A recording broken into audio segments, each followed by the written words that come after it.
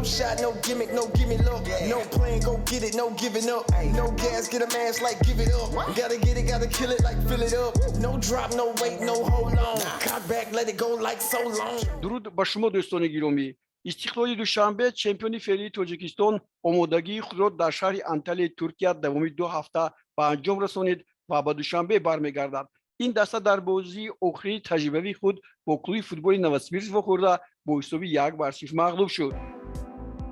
آمادگی استقلال در ترکیه طوری گفتیم دوام 2 هفته طول کشید. ویتالій لевченко در این مدت بازیگران نو را از روسیه و اوکراین، بلاروس و گابون، همچنین فوتبالبازان بهترین کشور را که می‌خواهند با هیئت استقلال شامل شوند از نظر گذرانید. استقلال با جز از بازی آخرین با کلوب فوتبال نوسیبیرسک باز با دسته‌های متالیست خارکوف اوکراین، آودای لاتویا، والمیری لاتویا واخوری‌های تجربوی خود را انجام داد و در واخوری با متالیست با حساب 1-2 مغلوب شد. با آودا بازی را مساوی 0-0 انجام داد و از والمیری لاتویا با حساب 1-0 با باخت روبرو گردید. به همین ترتیب نتیجه جنبش هنرنمایی استقلال 3 باخت و 1 مساوی میباشد. پگاه استقلال به دوشنبه برمیگردد.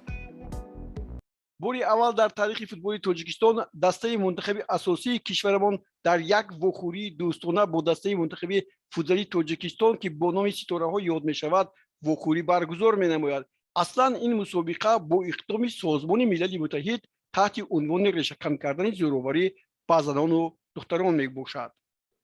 بازی‌های گروهی لیگ چمپیون‌های آسیا در مملکت عربستان سعودی برگزار می‌گردند.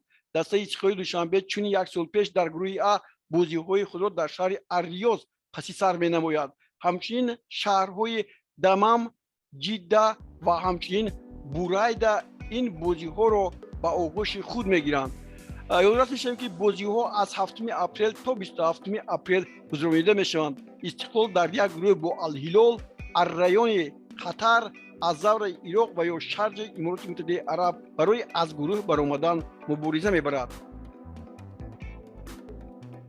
دسته نوبهار نمایندگان که در آن بهترین بازیگری لیگانر سال 2021 تاجیکستان احسان پنجشنبه بازی می‌کند در دور اولی لیگ برتر ازبکستان با نصف قرشی واخورده بازی را با حساب 0-0 مساوی انجام داد.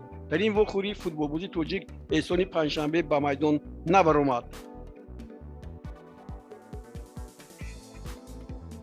با خبرهای دیگر توجه می‌کنیم. تاجر روس رومان ابراموویچ اعلام کرده است که دسته چلسی را به فروش می‌گذارد. این خبر را شنیده از پی آن مکگریگور، یک رزمنده ایرلندی که معروف و مشهور است، برای خریدن این دسته کوشش به خرج خواهد داد. او اعلام کرده است که آماده است که به مبلغ 3 میلیارد پوند استرلینگ دسته چلسی را خریداری کند. این خبر را او در صفحه توییترش جای داده است. چلسی از سال 2003 این جانب زیر حمایت و رهبری رومان ابراموویچ 5 مرتبه چمپیون انگلیا، 2 مرتبه غالب لیگ چمپیون‌های اروپا، لیگ اروپا، 5 مرتبه صاحب جام انگلیا، 3 مرتبه صاحب جام لیگ انگلیا و 1 مرتبه صاحب سوپر جام انگلیا گردیده است.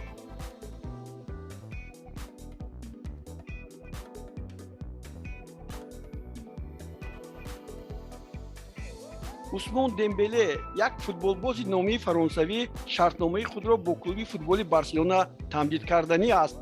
در این باره روزنامه‌ها خبر می‌دهند عثمان که شرطنامه‌اش تا آخری تابستان به پایان می‌رسد، آماده است که شرطنامه نوی خود را به مدت تا سال 2024 به امضا رساند و معاشش همساله 8 میلیون یورو را تشکیل می‌دهد. در این مورد سرمربی بارسلونا خاوی با فوتبالباز فرانسوی که شرطنامه‌اش طوری گفتیم تابستان به انجام می‌رسد به اتفاق آمدند.